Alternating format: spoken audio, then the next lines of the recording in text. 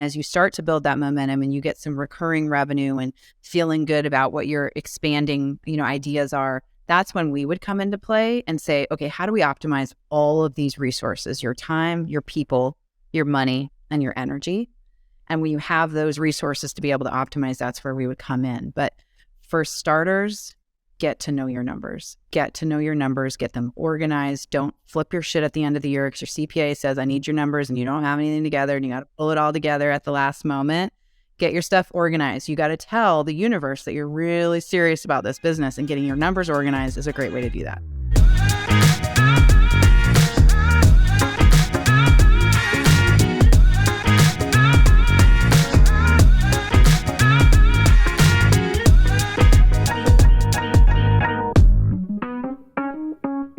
Welcome back to Fast Foundations, the podcast. It's your girl, Bridgette Boucha, with another amazing alumni from Fast Foundations, the mastermind, Bridgette Boucha. Welcome to the show.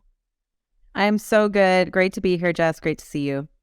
You too. I know we were just chatting right before we hit record around how we've known each other in the last couple of years, but we've never actually met. And I guess this isn't technically meeting. I mean, we're doing it online here as well. But we had a good laugh about it because we've both grown our network so much from this particular community that it's wild to think that you could kind of know somebody so well, but yet have never met them.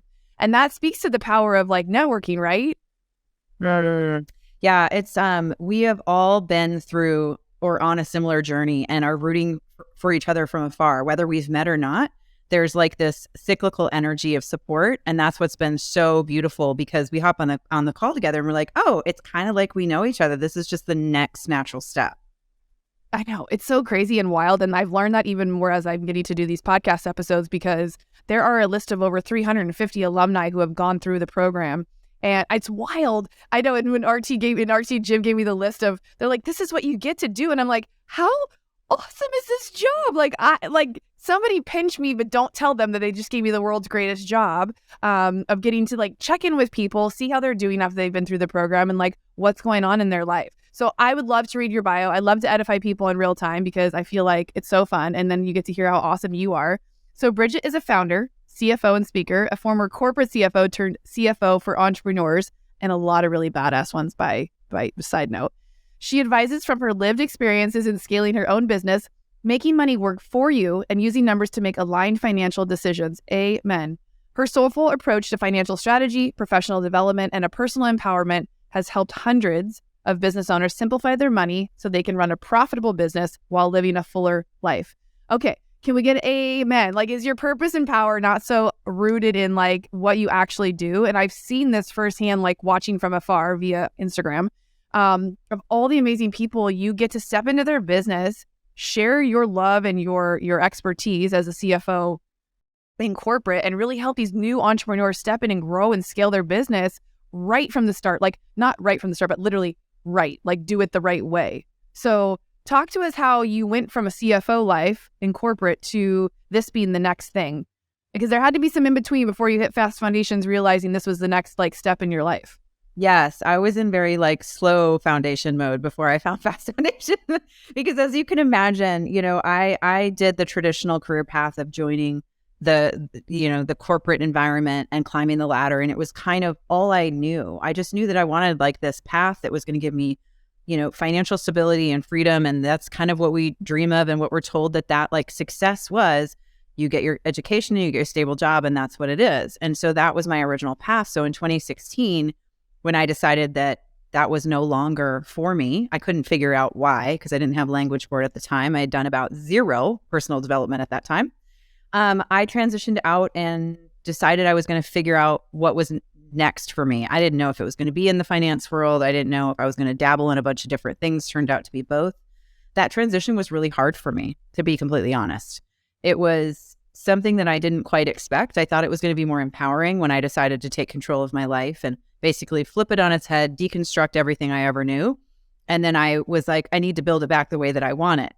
But the first 3 years of that didn't really resemble that because I didn't know what I didn't know. So it was a personal development journey. It was a lot of dabbling.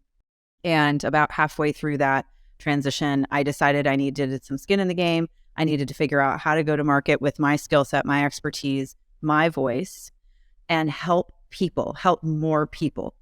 I didn't know how to do it. And so that's how I found, my first mastermind, which was Fast Foundations 3 years ago, and transitioned from this corporate CFO mindset to a CFO who could really help entrepreneurs in the earlier stages. It tends to be a really underserved group of individuals because they don't need a full-time, but they do need guidance on how to actually make their dreams stay alive, how to use the beautiful resource of money to actually carry through. So it's been quite a ride. It's been incredible. I am really excited to share kind of bits and pieces here, because for those of you that are listening, you're listening because you're curious.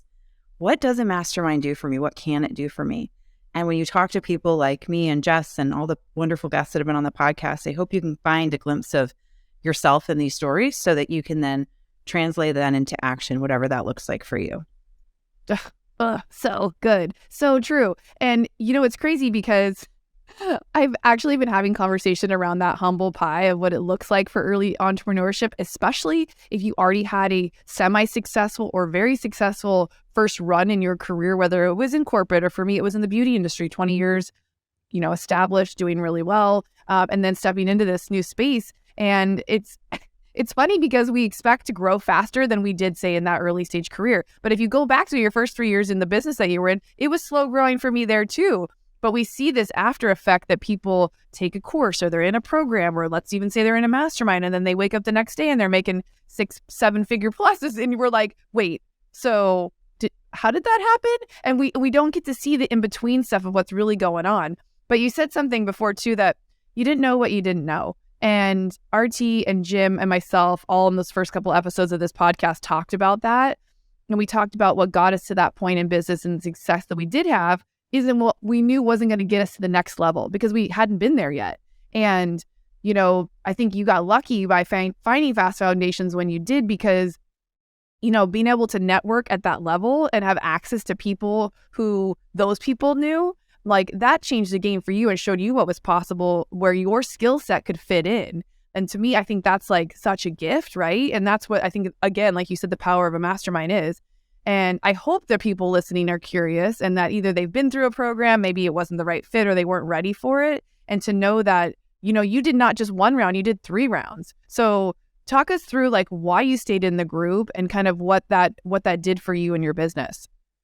Yeah, it's interesting. I get this question a lot because, you start to look at the investments that you make and what you expect, going in is oftentimes different than what happens on the back end. You get more, you get maybe different gifts, you get different seasons of your business. So I'll kind of look at them individually, because when I first joined, I didn't know anybody that was in a mastermind. I didn't know anybody in the room. There was absolutely no relationship outside of listening to, at the time, Chris and Lori's podcast that, they were hosting at the time. So I decided I was going to get myself in this room, figure out what these entrepreneurs knew that I didn't know, because, I left corporate. I was like, where the hell's my money? Where's my team? Like, how do I do this? I don't ever sell anything. I'm kind of like overhead being a corporate CFO. You're just, you're in a different position in a business than you are in an entrepreneur. And it did very little to prepare me for that, honestly.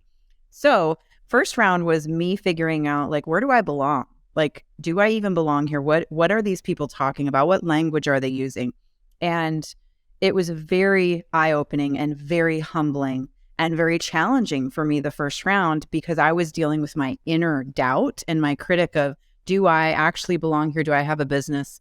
What does this look like? These people are just so excited and passionate, and some of them had met the first round. So there was clearly already relationships there. And so my goal and my intention for that round was really just to show up and start to learn what was possible, develop some relationships and all of those things. So it was a 6-month program, I believe at the time, 5 or 6 months, and we had 2 in person.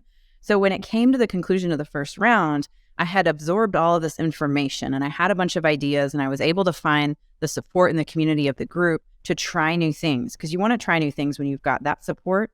If anything, you want to make sure that those are the times that you're trying them, when you do have the support of the community and the feedback. But we got to the end of the round, I just knew I hadn't finished what I started. So for me, I felt like the group meets you where you are and then gets you to the next milestones. And for me, I was like, I'm kind of there, but I'm not quite there. I'm going to join again. I'm going to do this from this lens with this level of experience that I now have so that I can show up differently, because the range of people that are in that room are pretty wide. You've got some early stage, you've got some people that have kind of figured it out and are scaling. And so round 2 for me was all about showing up in that new frequency, feeling more confident when I got up there to give my little spiel with the microphone, showing up in the in-person just in a way where I felt like I'm going to actually be that person that I needed when it was my first round, because that is intimidating sometimes when you walk in. But I can tell you, with the energy of this group and the just kind-hearted people there, everybody wants each other to succeed. So I was able to step into that role and show up differently. Now, what I didn't know, nor did any of us at the time, was the world was about to shut down a day after we finished our first in-person. And so second round was 1 in-person and virtual. And the gift that that gave me, I'll tell you with 100% certainty, was the world was about to shut down and I had 50 new friends. And we could figure it out together. And we were able to then go through the pandemic with the support of each other. What are we doing? How are we serving? How has the environment changed? What can we put out there in the environment to help people in the situation? And being COVID and being a pandemic during that time, money was on everybody's mind. People were scared shitless. Oh my gosh, I don't have an income. What's happening? It's 2 weeks. No, it's 2 years. Like, it was just crazy. And so the gift that that gave me was this platform. So I started doing research on PPP loans and EIDL loans and all these different things. And I started messaging with Chris at the time, and he was the host or the creator. And I got this platform to help people. We would hold side calls. We would deliver resources. We would help coach people through it. And it became something that allowed me, as tragic as it is overall, it allowed me a place to find my voice and my purpose and really help people through something that felt scary. And I didn't know it at the time, but that ended up being a big stepping stone for me as I went through that round and developed a lot of relationships and trust with people. And by the end of round 2, I teamed up with my business partner, Amanda. We created a CFO team to serve entrepreneurs. We announced the program and the response was incredible. So I joined the third round because, I wanted to be in that space again, that energy with this new idea that I had. And that's kind of how it took me through the third round. But yeah, 3 rounds, y'all. It's every stage is different and everything has its season and its meaning. And for me, it took me 3 rounds. That's what I needed. And to give you context of time, that's about 1.5 years that she had the support of being in that mastermind live in person. And again, that's access to minimum 20, 30, 40 new people each round, because a lot of people redo the round. So they would take upwards of 50 people per round. We still do. And that's the really cool thing, is like you keep expanding and growing your network. And you're always, like Chris always used to say, you're one question, one ask, or one person away from your next step or your next answer to something that you need. And creating like something, an avenue for you that you didn't even know that was going to be your thing. Like, that's the power of getting into the rooms and doing this kind of stuff. And you said something else too about having that, not just accountability, but having like everybody in these rooms wants to see you win. It's like, where in your life do you have that type of energy and support? A lot of people don't have it to that level. They might have really awesome people in their life, family, friends who support you. Like, sure, go chase your dream, but they don't understand what you're going through. They don't see what that grind looks like. They don't see the little things that are challenging or holding you back, or would maybe make some other people quit if they didn't have that person to talk to them about it or talk them through it, or be in community with being like, oh, I'm not the only one that deals with this. All 30 of you do? Oh, that's interesting. Okay. I'm not special in my pain, and I can find answers to this. I mean, that alone keeps people in the game, because how many entrepreneurs do we know that start a business, try something for a little bit, and then just quit and go back to that comfortable bubble that they were in, doing the same thing they've always done? So many people.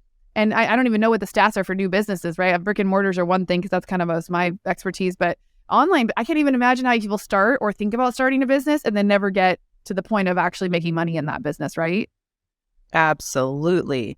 You need the playground. You need the support. You need the ability to think freely, think bigger, think, and pivot. I think there's a lot of, sometimes, especially in earlier stage, I can't tell you how many people over those 1.5 years pivoted.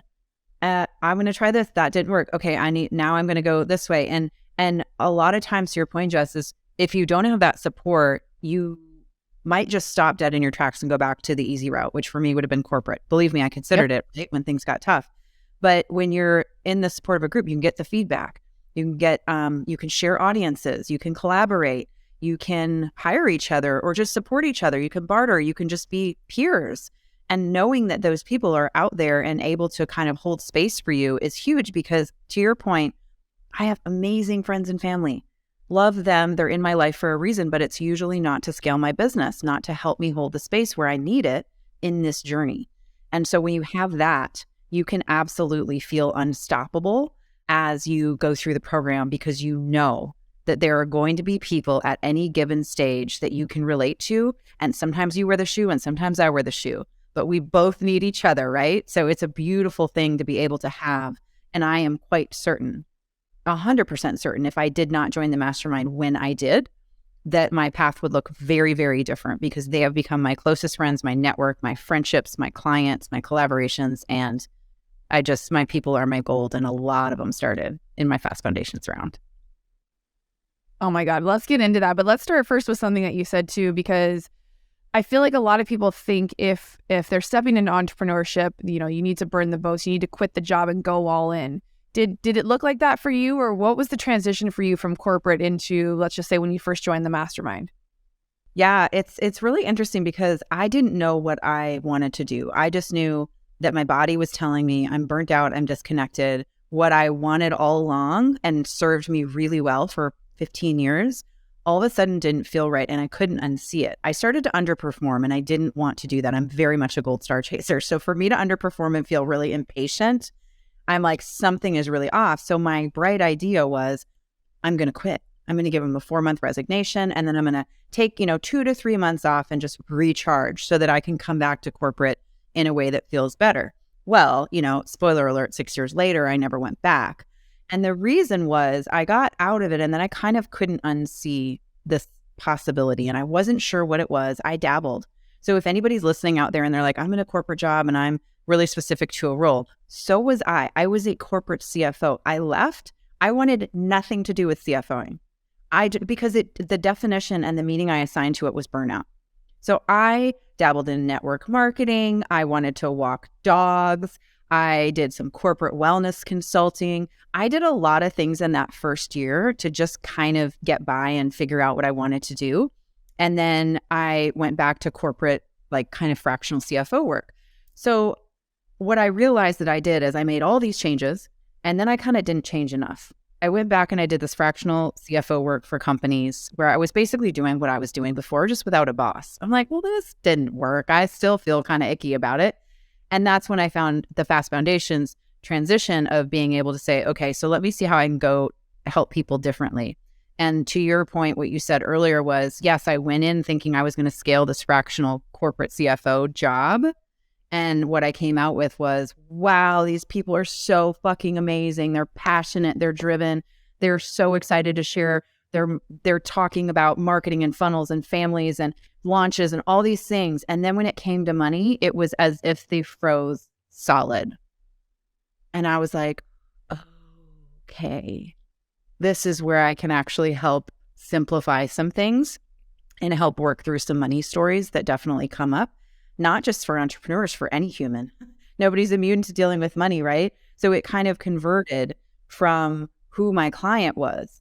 And what I realized was I didn't need the corporate title. I didn't need the corner office. Nobody can take my skill set away from me.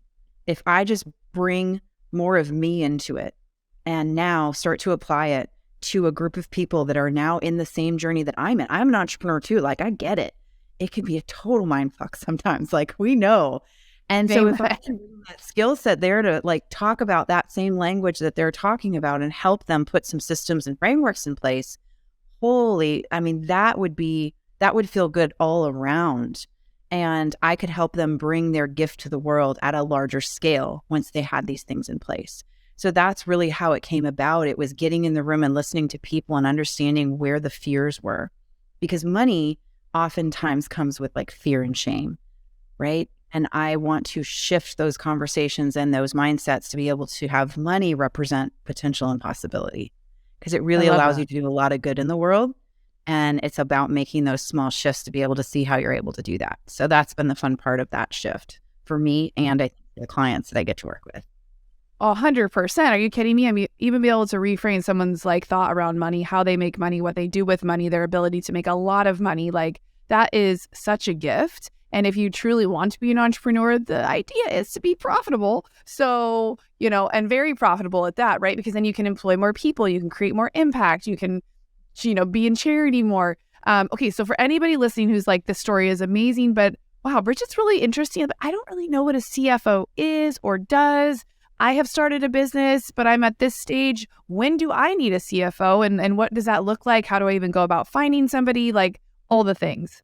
Yeah, it's a great question. I get it a lot. And I really want to educate people and empower people to understand what a like financial success team could look like for them and what that looks like in different seasons of the business. So, if you're just starting out and you're starting to generate some revenue, you start to have money as a resource and it's kind of circulating, right?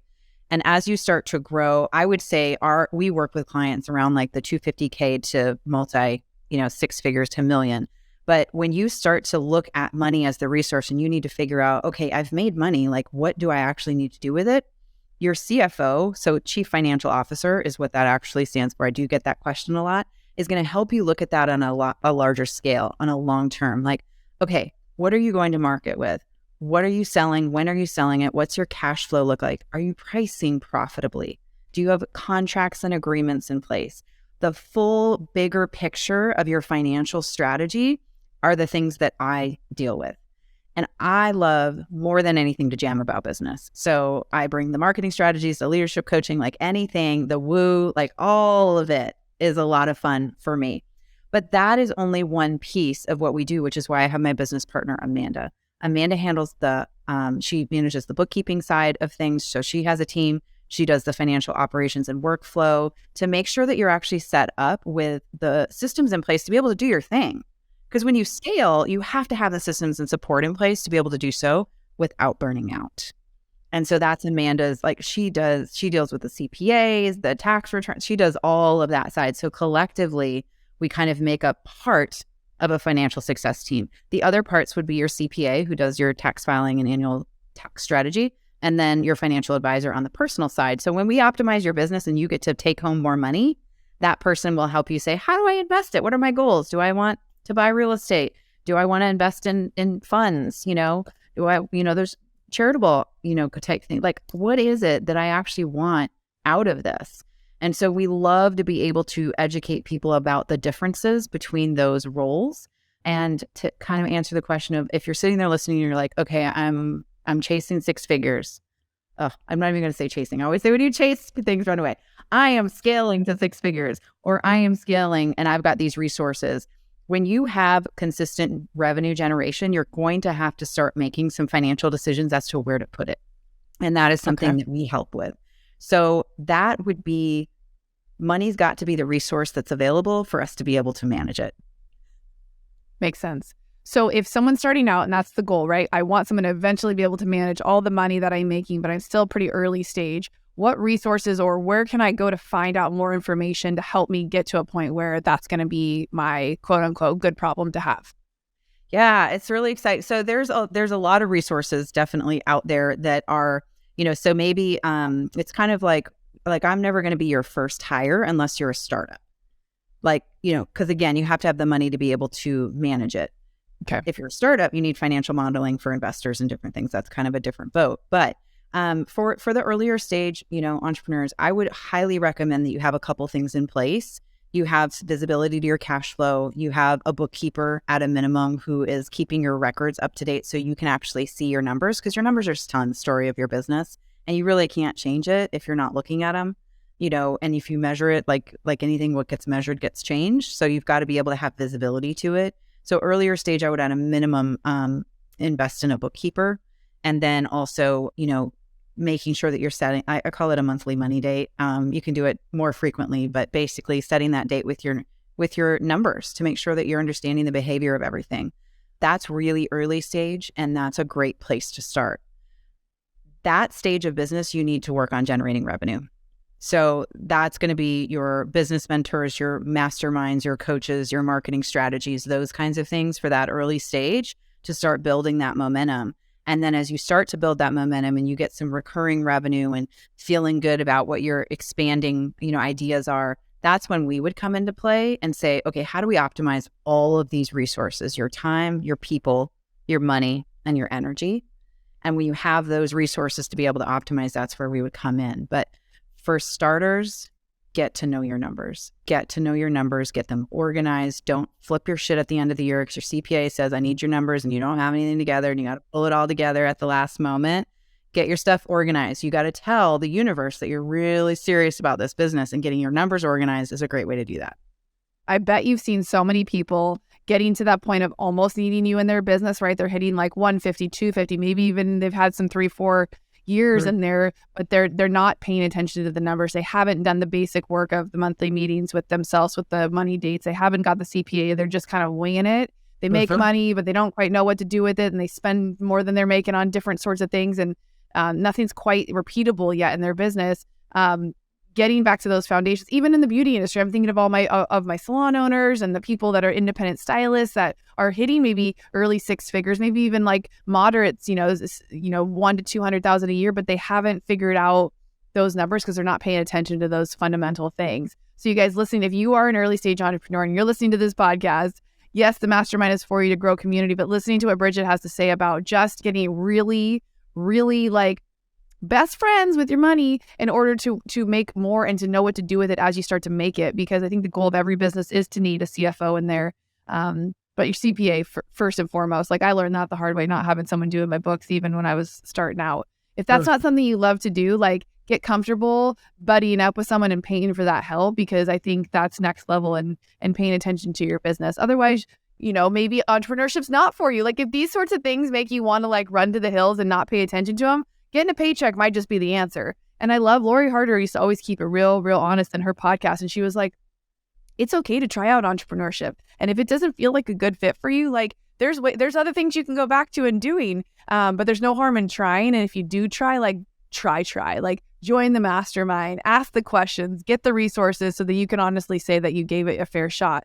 But you also touched on something else about pivoting, and so many people starting in the program and then having these big like epiphany pivot moments where we're seeing them doing things that were completely different than what they came in maybe thinking they were going to do.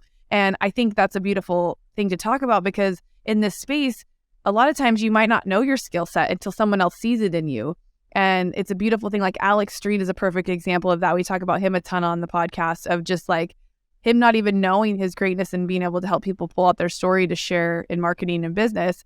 And so many other people, like Jackie Service, she was in human resources and she was in the corporate world forever, but wanted nothing to do with it. And then now she runs a recruiting agency. So it's so interesting where you can find that skill set that you think maybe nobody else really needs, and turn it into a profitable business, and then scale it, and then hire someone like Bridgette to come in and run yo shit. Yes!